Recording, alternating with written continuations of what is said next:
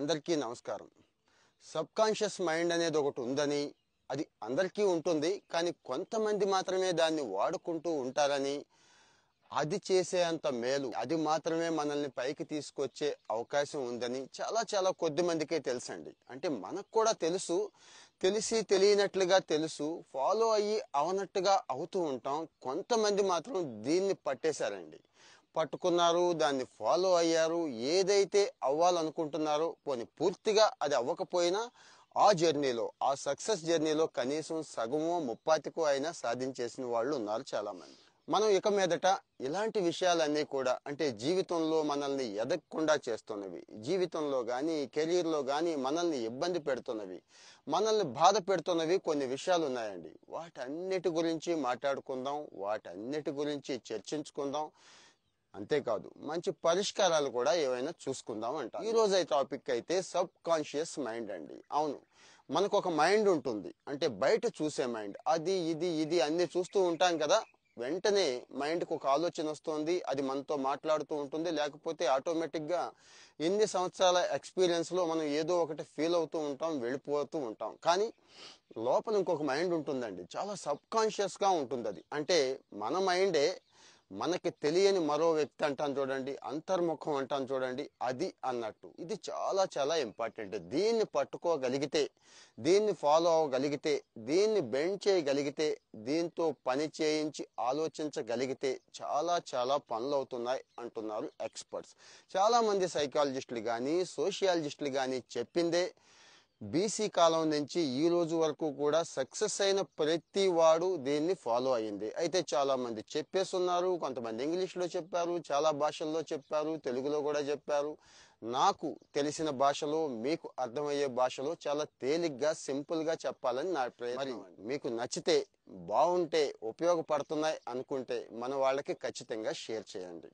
ముందు అసలు ఏం చేయాలి అంటారా? మనకంటూ ఒక సెల్ఫ్ ఉండాలండి. ఇక్కడ అంటే సెల్ఫ్ టాక్ అంటాను చూడండి, ఆ సెల్ఫ్ అఫర్మేషన్స్ అని కూడా అనొచ్చు వీటిని. అంటే నీకంటూ కొన్ని పదాలు ఉండాలండి. ఎస్, నేను చేయగలను, నేను సాధించగలను, నేను పలానా అవ్వగలను, నేను పలానాది పూర్తి చేయగలను, పలానా అంత సొమ్ము సంపాదించగలను, ఎట్లాంటివి అన్నట్టు. ఏం తప్పేం లేదండి, దీని గురించి సిగ్గుపడద్దు. ఎవడకో చెప్తే సిగ్గుపడాలి, కానీ మీలో మీరు అనుకుంటున్నారు, మీ మనసుకు మీరు ట్రైనింగ్ ఇచ్చుకుంటున్నారు. ఎన్నిసార్లు అలా అనుకుంటూ ఉంటే మనసుకి అది పట్టేస్తుందండి. పట్టేసి మనసు ఆటోమేటిక్గా అటువైపు అడుగులేయటం మొదలవుతుంది మీకు తెలియకుండానే. ఫర్ ఎగ్జాంపుల్, ఏదైనా ఒక సినిమా చూడాలి అనుకుంటూ ఉంటారు చూడండి, ఆటోమేటిక్గా ఆ టైం వచ్చేసరికి డబ్బులు సమకూరిపోతాయి. సమకూరకపోతే ఏదో సకంగా డబ్బులు సంపాదించేస్తాం, టికెట్ సంపాదించేస్తాం, సినిమా కూడా ఫస్ట్ రోజే చూసేస్తాం చూడండి, అట్లా అన్నట్టు. ఇది ఒక సినిమాకే కాదు, కెరీర్కి, చదువుకి, అన్నిటికీ ఇది ఉపయోగపడుతుంది. సో మీకు ఈ సెల్ఫ్ ఎఫర్మేషన్ ఉందా? ఉంటే ఏముంది? ఆ ఉన్నవేంటో ఒక్కసారి రాసుకోండి, మీ అంతటా మీరే రాసుకోండి, అనుకోండి. అనుకొచ్చిన పని అవుద్ది అంటారు చూడండి, ఎన్నిసార్లు అనుకుంటే అంత మంచిది. నెక్స్ట్ వచ్చి విజువలైజేషన్ అండి. అనుకుంటే సరిపోయిందా? అనుకున్న తర్వాత అక్కడికి వెళితే ఎలా ఉంటాం, అది సాధించేస్తే. అంటే ఏదైతే మనం సెల్ఫ్ అఫర్మేషన్స్ అనుకున్నామో, ఇంత డబ్బు సంపాదించాలి, అక్కడికి వెళితే ఎలా ఉండగలుగుతాం, ఎలా ఉంటాం, మన స్టైల్ ఎలా ఉంటుంది, మన భవిష్యత్తు ఎలా ఉంటుంది. లేదు, ఈ హోదా సాధించాలనుకుంటున్నాం, ఎలా ఉంటుంది, ఫలానా అమ్మాయిని అబ్బాయిని పెళ్లి చేసుకోవాలనుకుంటున్నాం, అక్కడ ఎలా ఉంటుంది, ఆ ఫ్యామిలీలో ఎలా ఉంటుంది, ఒక్కసారి ఊహించుకోండి. ఊహించుకోవడమే కాదు, ఇక్కడ కూడా కరువు ఎందుకండి, మంచిగా పిక్చర్ వేసుకోండి. అంటే పుష్ప లెవెల్లో, రాజమౌళి, సుకుమార్ లెవెల్లో ఒక బ్లాక్ బస్టర్ మూవీని ఇక్కడ మీరు డిజైన్ చేసుకోండి. ఇది మూవీ అన్నట్టు మీకు మాత్రమే తెలుస్తుంది, ఇబ్బంది ఏమీ లేదు. ఇది కూడా కావాలి, విజువలైజ్ చేసుకోండి. చేసుకునే విజువలైజేషన్లో కూడా కాస్త ఎందుకు కక్కుర్తి ఎందుకు, గట్టిగానే చేసుకోండి. తర్వాత వచ్చి గోల్స్ అండి. గోల్స్ అంటే మనం ఇప్పటి వరకు రెండు అనుకున్నాం, గట్టిగా అనుకున్నాము, గట్టిగా విజువలైజ్ చేసుకున్నాం, అయిపోతుందా పని? లేదు కదా.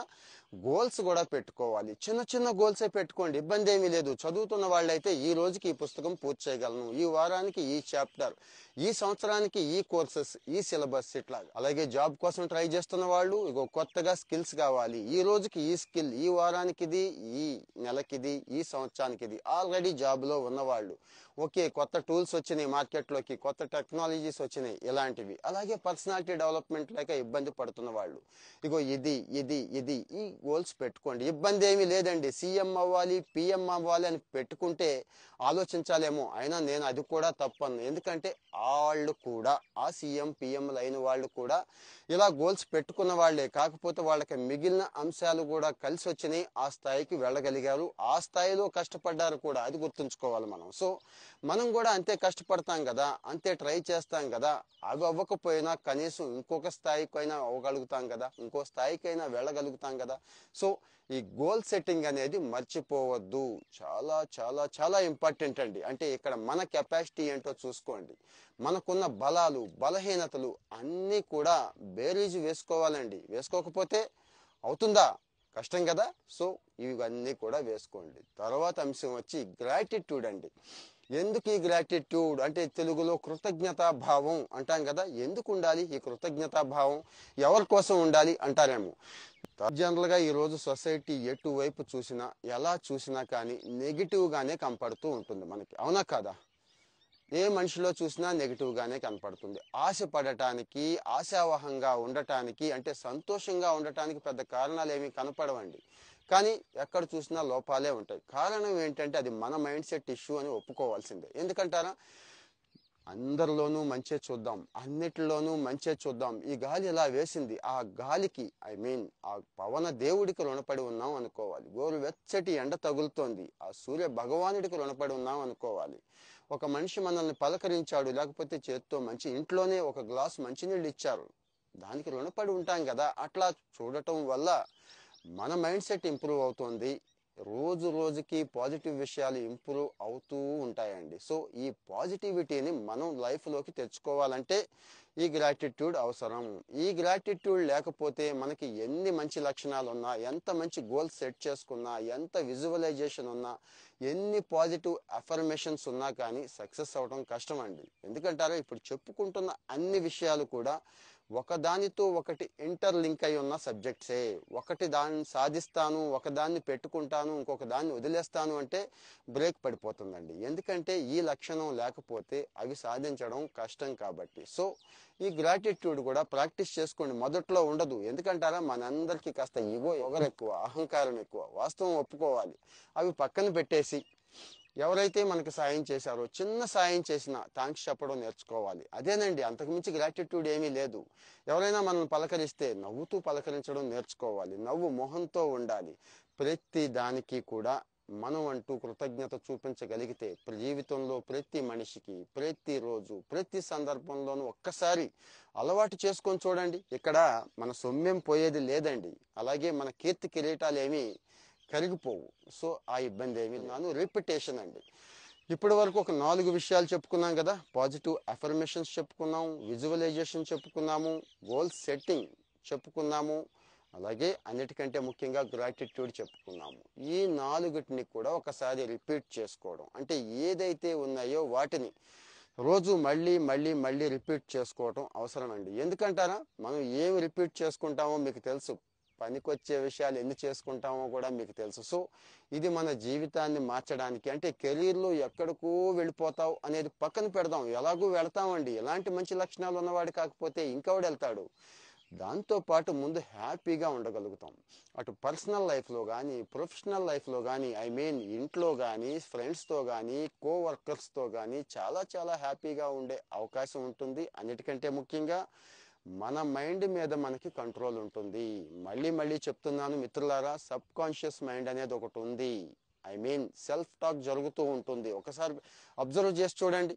మీ మైండ్ మీతో ఎప్పుడు మాట్లాడుతూ ఉంటుందా, ఉండదా? మరీ ఏ వ్యసనాల్లోనూ, అంటే మందు తాగుతూ, సిగరెట్ తాగుతూ వేరే లోకాల్లో ఉన్న వాళ్ళని పక్కన పెడితే, జనరల్గా ఉన్న వాళ్ళ మైండ్ మనకి ఏదో చెప్పడానికి ప్రయత్నం చేస్తూ ఉంటుందండి, మాట్లాడుతూ ఉంటుందండి. బాగా చేస్తే ఒరే నువ్వు ఇది బాగా చేసావు శబాష్ అంటూ ఉంటుంది, చేయకపోతే చీ అదవా అని కూడా తిడుతూ ఉంటుంది. సో ఈ విషయాన్ని కాస్త గుర్తు పెట్టుకోగలిగితే, ఇప్పుడు 5 విషయాలు చెప్పాను కదా, ఈ 5 విషయాల మీద ఫోకస్ చేయగలిగితే మార్పు అయితే మొదలవుతుందండి. ఎందుకు మారాలి అంటామా, ఎన్నో సంవత్సరాలు వచ్చినాయి వెళ్ళిపోయినాయి కదండి. ఈరోజు ఉగాది, తెలుగు సంవత్సరాది. జనవరి 1నే గోల్స్ పెట్టుకోవాలని ఏమీ లేదు కదండి. మనందరం తెలుగు వాళ్ళం. అలాగే పవిత్రమైన దినం, ఆ భగవంతుడు కరుణ కటాక్షాలన్నీ కూడా మన మీద చూపించే పర్వదినాలే ఈ పండగలు. కాబట్టి మీలో కొంత మార్పు ఎక్స్పెక్ట్ చేస్తున్నాను. ఇప్పుడున్న స్థాయి నుంచి నెక్స్ట్ లెవెల్కి వెళ్ళాలనుకుంటున్నాను అనుకునే వాళ్ళందరికీ కూడా ఇలాంటివి ఉపయోగపడతాయి. ఈ ఎపిసోడ్ మీకు నచ్చితే మీ కామెంట్ ఖచ్చితంగా అయితే పెట్టండి. మీరు ఏం ఎక్స్పెక్ట్ చేస్తున్నారు, మీకు ఇంకా ఏం కావాలి, ఏ సబ్జెక్ట్ గురించి మీకు డీటెయిల్డ్గా కావాలి. యాజ్ ఎ సోషల్ సైంటిస్ట్గా నేను సొసైటీని స్టడీ చేస్తున్న వాడిగా నా పరిధిలో నాకు తెలిసినది బెస్ట్ అయితే మీకు అందించగలుగుతాను. Thank you. Bye by.